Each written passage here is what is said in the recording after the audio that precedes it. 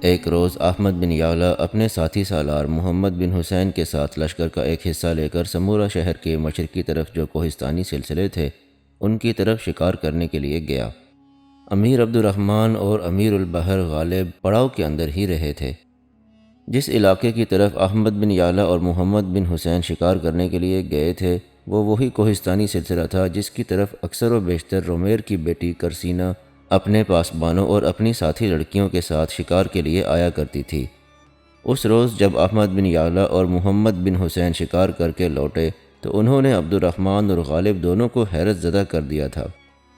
احمد بن یعلا اور محمد بن حسین نے چند چھکڑوں اور بار برداری کے جانوروں پر ان گنت شکار کی ہوئی کوہستانی جنگلی بکریاں لاد رکھی تھیں۔ جب دونوں اپنے دستوں کے ساتھ پڑاؤ میں داخل ہوئے تو شکار کی جانے والی بکریوں کو دیکھ کر سب سالار اور لشکری دنگ رہ گئے۔ خوشی کا ایک سماں برپا ہو گیا تھا۔ اس موقع پر عبد الرحمن اور غالب دونوں اس جگہ آئے جہاں احمد بن یعلا اور محمد بن حسین شکار کی گئی بکریوں کو چھکڑوں اور بار برداری کے جانوروں سے اتروا کر ایک طرف ڈھیر لگوا رہے تھے۔ عبد الرحمن آگے بڑھا، دونوں کو اس کارگزاری پر شاباش دی، پھر احمد بن یعلا کی طرف دیکھتے ہوئے کہنے لگا، ابن یعلا، میں نے تو یہی اندازہ لگایا ہوا تھا کہ تم شکار کے لیے جا رہے ہو تو چند بکریاں شکار کر کے لاؤ گے جو تم چھوٹے بڑے سالار آپس میں ذبح کر کے کھا لو گے، لیکن جس قدر بکریاں تم شکار کر کے لائے ہو یہ تو پورے لشکر کے لیے 2 دن کام آ سکتی ہیں۔ اس پر احمد بن یعلا مسکراتے ہوئے کہنے لگا، امیر، میں سب سے پہلے 2 بار ان علاقوں کی طرف آیا ہوں۔ اس کوہستانی سلسلے میں کافی جنگلی بکریاں ہیں، ابھی بھی بہت ہیں، ان کا شکار کرتے ہوئے ہمیں زیادہ دشواری کا سامنا بھی نہیں کرنا پڑا۔ ان کوہستانی سلسلوں کے اندر چونکہ جنگلی گھاس کی بہتات ہے لہٰذا یہ جنگلی بکریاں بھی کافی فربا اور دراز قد ہیں۔ اس موقع پر اپنے کچھ لشکریوں کو عبد الرحمن نے حکم دیا کہ ان بکریوں کی کھالیں اتار کر گوشت تیار کیا جائے اور لشکر کے لیے کھانا تیار کرنے کا حکم دیا۔ ساتھ ہی وہ احمد بن یعلا، محمد بن حسین، غالب اور چند دوسرے سالاروں کو ایک طرف لے گیا، پھر احمد بن یعلا کی طرف دیکھتے ہوئے کہنے لگا، ابن یعلا میرے بیٹے، تمہاری غیر موجودگی میں کچھ مخبر یہ اطلاع لے کر آئے تھے کہ رومیر نے جو اپنے مرکزی شہر سے رسد اور کمک طلب کی تھی اس کے جواب میں اس کا دوسرا بیٹا شانجہ اور بیٹی کرسینہ ایک کافی بڑے لشکر اور رسد کے سامان کو لے کر لیون سے روانہ ہو چکے ہیں۔ یہ کمک اور رسد پہنچنے کے بعد لازمی بات ہے کہ رومیر ایک بار پھر ہمارے خلاف جنگ کی طرح ڈالے گا اور اپنی طرف سے کوشش کرے گا کہ اپنی شکست کا بدلہ اور انتقام ہم سے لے۔ عبد الرحمن جب خاموش ہوا تب کچھ سوچتے ہوئے احمد بن یعلا کہنے لگا، امیر محترم، میرا اندازہ ہے کہ رومیر ایسا کر کے جنگ کو طول دینے کا ارادہ رکھتا ہے۔ وہ یہ بھی اندازہ لگا رہا ہوگا کہ ہم اپنے مرکزی شہر سے دور، اپنے علاقوں سے باہر اور رومیر کی سلطنت کی حدود کے اندر ہیں۔ وہ یہ بھی اندازہ لگا رہا ہوگا کہ ہمارے پاس رسد کے علاوہ لشکر کی ضروریات کا جو دیگر سامان ہے وہ جلد ختم ہو جائے گا اور ہم واپس جانے کی تیاری کرنے لگیں گے۔ میرے خیال میں اس نے یہ بھی سوچ لیا ہوگا کہ جب ہم واپس جانے کی تیاریاں کریں گے تو وہ کوہستانی سلسلوں سے نکل کر ہمارے ساتھ چھاپہ مار جنگ کی ابتدا کرے گا، ہمیں دن کے حملوں اور شبخون میں الجھائے رکھے گا، واپس نہیں جانے دے گا۔ اس طرح ہمارا لشکر خوراک اور رسد کی کمی کا شکار ہو کر رومیر کے قابو میں آ جائے گا، لیکن ہم اسے ایسا سوچنے تو دیں گے لیکن اس پر عمل نہیں کرنے دیں گے۔ یہاں تک کہنے کے بعد احمد بن یعلا رکا، کچھ سوچا، اس کے بعد عبد الرحمن کی طرف دیکھتے ہوئے وہ کہنے لگا، امیر محترم، اس موقع پر میں یہ بھی چاہوں گا کہ ہم رومیر سے نبٹنے کے لیے 2 قدم اٹھائیں۔ پہلا یہ کہ آج ہی بلکہ ابھی تھوڑی دیر تک سمورہ شہر سے کھانے پینے اور ضروریات کا جس قدر سامان حاصل کر سکتے ہیں حاصل کر لیں۔ اس طرح ہمارے پاس رسد اور ضروریات کے دیگر سامان کی کمی نہیں ہوگی۔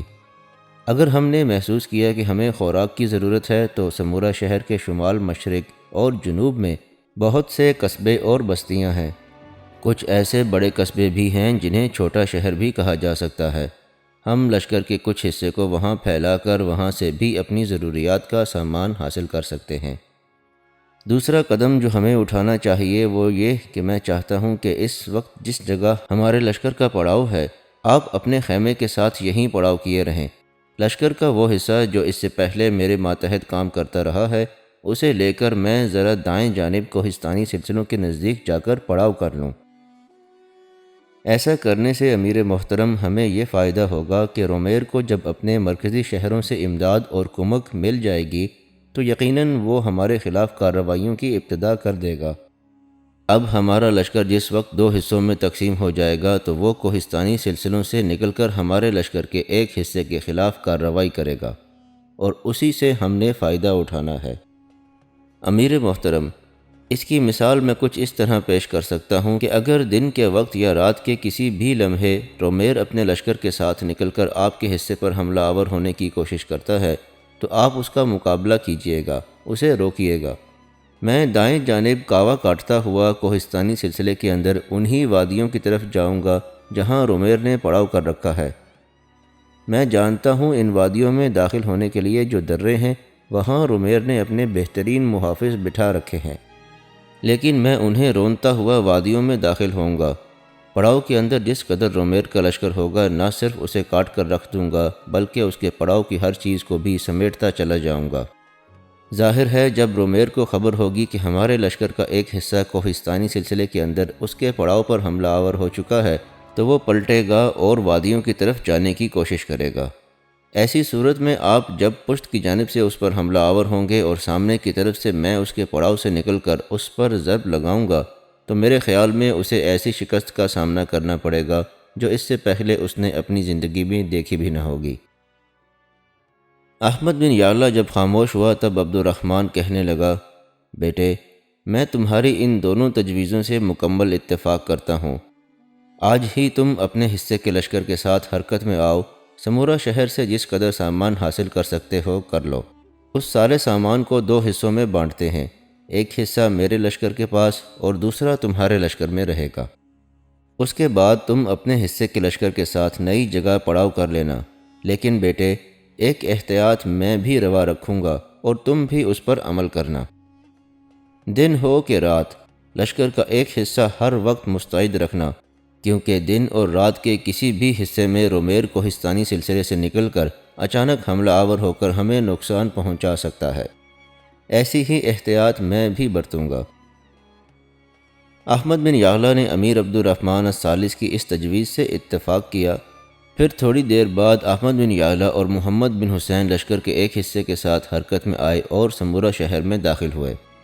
وہ اپنے ساتھ چھکڑے اور بار برداری کے جانور بھی لے گئے تھے اور شہر کے اندر سے جس قدر خوراک اور ضروریات کی دوسری اشیاء انہیں میسر آ سکیں وہ سب انہوں نے حاصل کیں۔ پھر وہ شہر سے نکلے اور ان اشیاء کو دو حصوں میں تقسیم کر دیا۔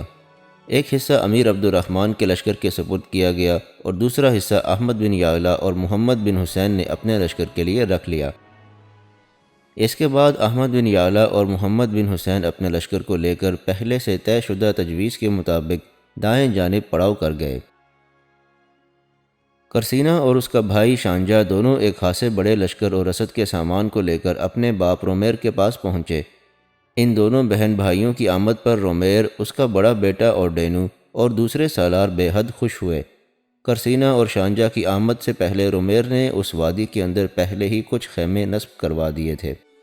وہ خیمے اس نے اپنے مارے جانے والے لشکر کے حاصل کیے تھے۔ دراصل رومیر نے اپنے جس لشکر کو جنگ سے پہلے گھات میں بٹھایا تھا اور وہ گھات سے نکل کر مسلمانوں پر حملہ آور ہوا تھا اور احمد بن یعلا نے اس کا خاتمہ کر دیا تھا، گھات میں لشکر کے اس حصے کے خیمے اور رسد اور خوراک کا دوسرا سامان بھی تھا جو سب کوہستانی سلسلے کے اندر ہی اندر رومیر نے اپنے پاس منتقل کر لیا تھا۔ اب کرسینہ اور شانجہ بھی اپنے ساتھ بہت سے خیمے لے کر آئے تھے۔ اس بنا پر کوہستانوں سے گھری ہوئی اس وادی میں کوہستانی سلسلے کے ساتھ ساتھ رومیر نے خیموں پر مشتمل اپنا پڑاؤ قائم کر لیا۔ اب اس کے پاس رسد کا کافی سامان بھی آ گیا تھا۔ کرسینہ اور شانجہ اپنے ساتھ تیروں کے ڈھیروں کے علاوہ دوسرا اسلحہ بھی لے کر آئے تھے۔ ان دونوں کی آمد سے رومیر کو کافی حد تک تقویت حاصل ہوئی تھی۔ رومیر اور اس کا بڑا بیٹا اور ڈینو دونوں کرسینہ اور شانجہ کو خیمے میں لے گئے، چاروں خیموں کی نشستوں پر بیٹھ گئے۔ اس موقع پر کرسینہ نے اپنے باپ رومیر کی طرف دیکھتے ہوئے گفتگو کا آغاز کیا۔ بابا، سب سے پہلے تو مجھے اس بات کی حیرت ہے کہ آپ اتنا بڑا لشکر لے کر لیون سے آئے ہیں، اس کے باوجود ہمیں شکست کا داغ اٹھانا پڑا، اور پھر مسلمانوں پر ضرب لگا کر اپنی کامیابی کو یقینی بنانے کے لیے جو لشکر آپ نے کھات میں بٹھایا تھا اس سے بھی ہمیں کچھ حاصل نہ ہوا۔ اپنی بیٹی کرسینہ کی اس گفتگو سے رومیر کو کسی قدر شرمندگی کا احساس ہوا۔ وہ گھسیانی سی آواز میں کہنے لگا، بیٹی، تمہارا کہنا درست ہے، لیکن اس احمد بن یعلا نے ہمارے سارے منصوبوں کو خاک میں ملا کر رکھ دیا۔ ہماری اس شکست میں جہاں احمد بن یعلا کا ہاتھ ہے، وہاں ہمارے مخبروں کی کوتاہی بھی ہماری شکست کا ایک سبب ہے۔ وہ ہمیں یہی بتاتے رہے کہ سمورہ شہر کے نواح میں کھلے میدانوں میں احمد بن یعلا اپنے لشکر کے ساتھ پڑاؤ کیے ہوئے ہے، جبکہ ایسا نہیں تھا۔ وہاں تو عبد الرحمن خود تھا۔ احمد بن یعلا تو کوہستانی سلسلوں کے اندر گھات لگا چکا تھا۔ اس بنا پر اس نے ہماری گھات کو ناکام بنا دیا اور ہماری کامیابی کو ناکامی میں تبدیل کر کے رکھ دیا۔ رومیر جب خاموش ہوا تب کچھ دیر خیمے میں خاموشی رہی۔ اس کے بعد رومیر کی طرف دیکھتے ہوئے کرسینہ کہنے لگی، بابا، آپ تو کہتے تھے کہ آپ اس کے خلاف 2 حربے استعمال کر سکتے ہیں۔ اگر پہلا حربہ ناکام رہا تو دوسرے حربے کے جواب میں وہ بالکل سب کچھ چھوڑ چھاڑ کر آپ کے پاس چلا آئے گا۔ لہٰذا اس موقع پر جنگ کی بھٹی گرم کرنے کی بجائے کیا ایسا ممکن نہیں کہ آپ اپنا پہلا حربہ استعمال کریں، جس کے تحت ہم احمد بن یعلا کو اپنے ساتھ ملانے کی کوشش کریں؟ کرسینہ جب خاموش ہوئی تب رومیر کہنے لگا، بیٹی، تیرا کہنا درست ہے، پھر اس موقع پر کیا ہم اپنا کوئی حربہ استعمال کرتے ہوئے اچھے لگتے ہیں؟ ہمیں ان کے ہاتھوں شکست ہوئی ہے۔ اس موقع پر اگر میں اسے اپنے ساتھ ملانے کے لیے اپنا کوئی حربہ استعمال کرتا ہوں تو پھر یہی کہا جائے گا کہ میں جنگ میں تو ان کا مقابلہ نہ کر سکا، لہٰذا اپنے ساتھ ملانے کے لیے تگ و دو شروع کر دی۔ رومیر جب خاموش ہوا تب اپنی بات پر زور دیتے ہوئے کرسینہ کہنے لگی، بابا، کہنے والے کہتے رہیں، کہنے والے تو اس کے علاوہ دور بہت کچھ کہیں گے۔ اگر ہم کہنے والوں کی باتوں پر جائیں گے تو پھر یاد رکھیے گا شکستوں سے اپنا دامن بھرتے رہیں گے۔ ہاں، اس موقع پر میں آپ سے یہ گزارش ضرور کروں گی کہ پہلے آپ اپنے دونوں حربے آزمائیں۔ اگر ان حربوں سے ہمارا کام نکل سکتا ہے اور ہم عبد الرحمن کو شکست دے کر واپس اپنے علاقوں پر بھاگ جانے پر مجبور کر سکتے ہیں تو پھر ہمیں اپنے لشکریوں کو ہلاکت میں ڈالنے کی کیا ضرورت ہے؟ رومیر اپنی بیٹی کرسینہ کے ان الفاظ کا جواب دینا ہی چاہتا تھا کہ خیمے سے باہر جو رومیر کے محافظ دستوں کا سالار کھڑا تھا وہ خیمے کے دروازے پر نمودار ہوا۔ اپنی گردن کو خوب زمین کی طرف خم کرتے ہوئے اس نے رومیر کو تعظیم دی، پھر کہنے لگا، آقا، 2 مخبر آپ کی خدمت میں حاضر ہو کر کچھ کہنا چاہتے ہیں۔ اپنے محافظ دستوں کے سالار کے ان الفاظ پر رومیر چونکا اور ڈینو، کرسینہ، شانجہ بھی باہر دیکھنے لگے، یہاں تک کہ رومیر نے اسے مخاطب کیا، ان دونوں کو لے کر میرے پاس آؤ۔ تھوڑی دیر بعد محافظ دستوں کا سالار 2 مخبروں کو ساتھ لے آیا۔ وہ مخبر خیمے میں داخل ہوئے، رومیر کے سامنے جا کر کھڑے ہوئے، پھر رومیر کے استفسار پر ان دونوں میں سے ایک نے رومیر کو مخاطب کر کے کہا، آقا، ہم صبح سے ہی دشمن کے لشکر اور اس کی نقل و حرکت کا جائزہ لیتے رہے ہیں۔ دشمن نے سمورہ شہر سے اپنے لیے خوراک اور ضروریات کا سامان کافی مقدار میں حاصل کر لیا ہے۔ یوں جانیں کہ اب ان کے لشکر میں ضروریات زندگی کے انبار ہیں جو کافی دن تک ان کی ضروریات پوری کر سکتے ہیں۔ اس کے علاوہ مسلمانوں کا سالار احمد بن یعلا کبھی کبھی سمورہ شہر کے شرقی کوہستانی سلسلوں کی طرف جاتا ہے۔ وہ اپنے ساتھیوں کے ساتھ وہاں سے جنگلی اور کوہستانی بکریوں کا شکار کر کے لاتا ہے۔ وہ وہاں سے اس قدر شکار لاتے ہیں کہ اس سے پہلے کسی نے اتنی بڑی تعداد میں وہاں شکار نہ کیا ہوگا۔ یہاں تک کہنے کے بعد مخبر رکا، پھر اپنی بات کو آگے بڑھاتے ہوئے کہنے لگا، آقا، اس کے علاوہ مسلمانوں نے اپنے لشکر میں کچھ تبدیلی بھی کی ہے۔ پہلے مسلمانوں کا پورا لشکر ایک ہی جگہ پڑاؤ کیے ہوئے تھا، بالکل اس جگہ جہاں ہمارا ان کے ساتھ ٹکراؤ ہوا تھا۔ اب انہوں نے اپنے لشکر کو 2 حصوں میں تقسیم کر دیا ہے۔ ایک حصہ ان کے حکمران عبد الرحمن کی سرکردگی میں اسی جگہ پڑاؤ کر گیا ہے جہاں ان کے ساتھ ہمارا ٹکراؤ ہوا تھا۔ دوسرا حصہ ذرا فاصلے پر دائیں جانب پڑاؤ کیے ہوئے ہے اور اس لشکر کی کمانداری ان کا سالار احمد بن یعلا کر رہا ہے۔ ابھی تک ہم یہ نہیں جان سکے کہ انہوں نے لشکر کو کیوں دو حصوں میں تقسیم کیا ہے۔ اس لیے کہ مسلمانوں کے دونوں لشکروں نے اپنے اطراف میں اپنے طلایہ گروں کے بڑے جاسوس پھیلا دیے ہیں۔ ہمارے کچھ آدمیوں نے یہ بھی سنا ہے کہ اب ہمارا جو بھی جاسوس یا طلایہ گر ان کے اطراف میں سرگرداں پایا گیا وہ اسے موت کے گھاٹ اتار دیں گے۔ یہاں تک کہنے کے بعد وہ مخبر جب خاموش ہوا تو رومیر نے ان کا شکریہ ادا کیا، پھر انہیں آرام کرنے کے لیے کہا۔ ان دونوں کے جانے کے بعد خیمے کے اندر کچھ دیر تک خاموشی رہی۔ پھر کرسینہ اپنے باپ کو مخاطب کرتے ہوئے کہنے لگی، بابا، آپ جو پہلا حربہ احمد بن یعلا کے خلاف استعمال کرنا چاہتے تھے اسے استعمال کریں۔ بابا، میں سمجھتی ہوں وہ حربہ استعمال کرنے کے لیے آپ کو اس سے بہتر موقع کبھی اور کسی وقت میسر نہ آ سکے گا۔ اگر مسلمانوں کا پورا لشکر ایک ہی جگہ پڑاؤ کیے ہوتا تو پھر احمد بن یعلا سے رابطہ کرنا ہمارے لیے قطعی طور پر ناممکن ہوتا، اس لیے کہ وہاں ان کا حکمران عبد الرحمن بھی ہوتا۔ عبد الرحمن کی موجودگی میں نہ احمد بن یعلا سے رابطہ قائم کیا جا سکتا تھا اور نہ ہی اس کے وہاں ہوتے ہوئے اسے کوئی ترغیب دے کر عبد الرحمن سے علیحدگی پر مجبور کیا جا سکتا تھا۔ بابا، میں سمجھتی ہوں اگر آپ نے اس سنہری موقع سے فائدہ نہ اٹھایا تو پھر شاید زندگی میں پھر کبھی آپ کو ایسا موقع نہ ملے۔ اس وقت عبد الرحمن اپنے لشکر کے ساتھ علیحدہ ہے، احمد بن یعلا علیحدہ ہے، لہٰذا جو بھی لالچ آپ اسے دینا چاہتے ہیں اس سلسلے میں اس سے رابطہ قائم کریں، پھر دیکھیں اس کا رد عمل کیا ہوتا ہے۔ اگر پہلی ترغیب ناکام ہوئی تو آپ کہتے ہیں کہ دوسری ہر صورت میں کامیاب ہوگی، وہ بھاگا بھاگا آپ کی طرف چلا آئے گا۔ جب تک کرسینہ بولتی رہی رومیر تو مسکراتے ہوئے اس کی طرف دیکھتا رہا، جبکہ اوردینو اور شانجہ تجسس بھرے انداز میں کبھی کرسینہ اور کبھی اپنے باپ رومیر کی طرف دیکھتے۔ اس موقع پر رومیر اپنی جگہ پر کھڑا ہوا اور پھر کرسینہ کی طرف دیکھتے ہوئے کہنے لگا، تم تینوں بہن بھائی یہیں بیٹھو، میں جو کام کرنا چاہتا ہوں اس کی ابتدا کرتا ہوں۔ اس کے ساتھ ہی رومیر اپنے خیمے سے نکل گیا۔ احمد بن یعلا اپنے لشکریوں کے ساتھ عشاء کی نماز پڑھنے کے بعد جب اپنے خیمے کے قریب آیا تو وہ لشکری جو اس وقت خیمہ گاہ کی حفاظت پر مقرر تھے ان کا سالار احمد بن یعلا کے پاس آیا اور دھیمے سے لہجے میں مخاطب کر کے کہنے لگا، امیر، عشاء کی نماز کے دوران ہم نے دشمن کا ایک آدمی پکڑا ہے، وہ ہمارے پڑاؤ میں داخل ہوا تھا۔ ہم نے پہلے اس کی تلاشی لی، وہ بالکل نہتہ ہے۔ ہم نے اس سے اپنے پڑاؤ میں آنے کی وجہ پوچھی تو وہ ایک ہی بات کہتا ہے کہ وہ آپ سے ملنا چاہتا ہے۔ میں نے اسے بہت کریدنے کی کوشش کی کہ وہ ہمارے امیر سے کس سلسلے میں ملنا چاہتا ہے، لیکن وہ اس موضوع پر مزید گفتگو نہیں کرتا۔ اس کا کہنا ہے کہ وہ جو کچھ بھی کہنا چاہتا ہے آپ سے کہے گا، لہٰذا میں نے اسے آپ کے خیمے میں بٹھا دیا ہے اور اس پر نگاہ رکھنے کے لیے 2 محافظ بھی مقرر کر دیے ہیں۔ ویسے وہ خطرناک ثابت نہیں ہو سکتا، اس لیے کہ وہ ایک ڈھلی ہوئی عمر کا ایک شخص ہے۔ میرا اندازہ ہے کہ وہ کسی انتہائی اہم کام کے سلسلے میں یا کسی اور کی طرف سے کوئی ضروری پیغام لے کر آیا ہے۔ اس کے آنے کی نوعیت کیا ہے یہ تو جب آپ اس سے ملیں گے تب ہی پتہ چلے گا۔ احمد بن یعلا نے اس سالار کا شکریہ ادا کیا، پھر تیز تیز قدم اٹھاتا ہوا اپنے خیمے کی طرف گیا۔ جب وہ خیمے میں داخل ہوا تو اندر ڈھلی ہوئی عمر کا ایک شخص بیٹھا ہوا تھا۔ اس کے پاس احمد بن یعلا کے 2 مسلح جوان بھی تھے۔ احمد بن یعلا کو دیکھتے ہی وہ شخص کھڑا ہو گیا۔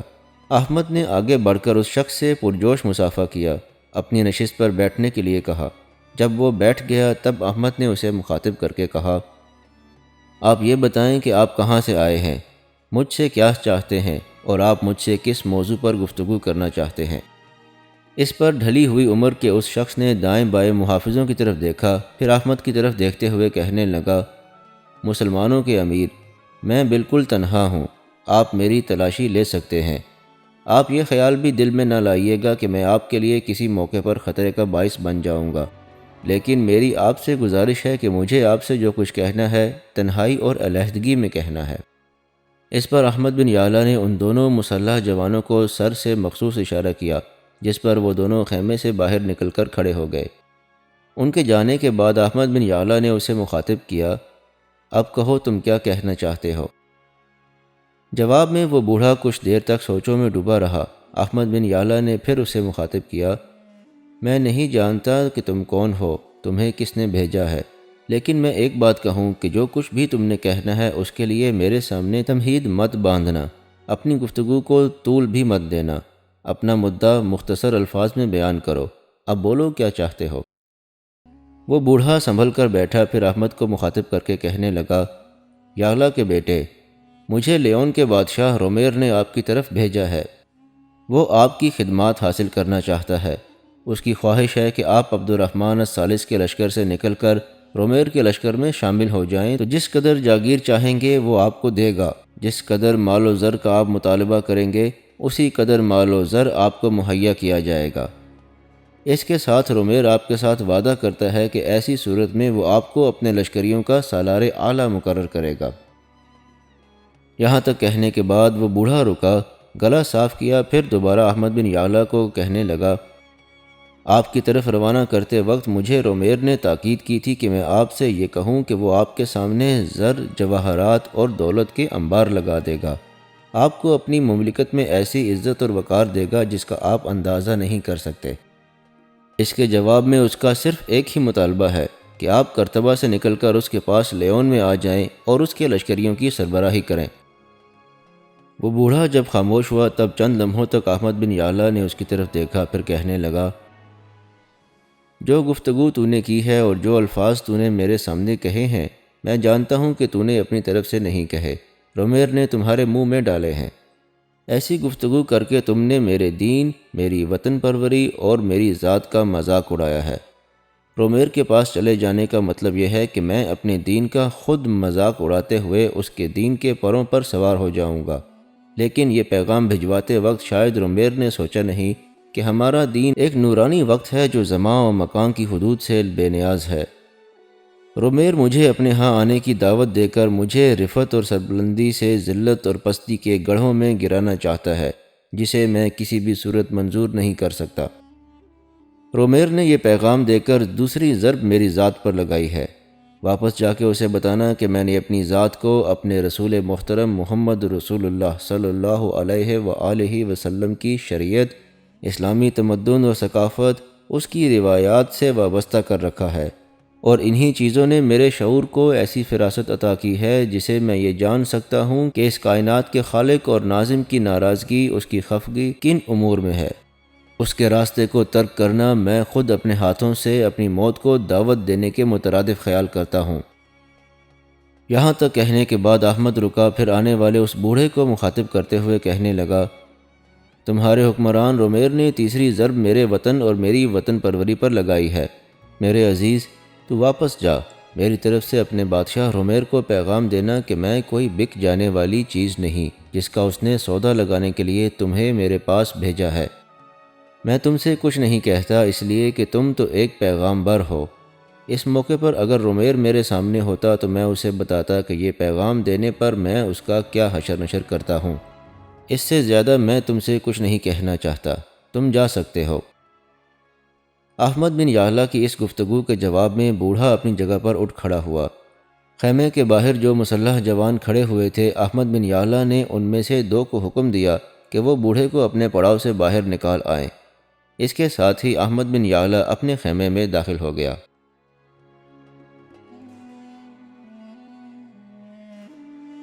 اگر آپ کو یہ ویڈیو پسند آئی ہو تو اس کو لائک اور شیئر ضرور کیجیے گا، اور چینل کو سبسکرائب بھی کر لیجیے گا تاکہ آئندہ آنے والی تمام ویڈیوز آپ کو باقاعدگی سے مل سکیں۔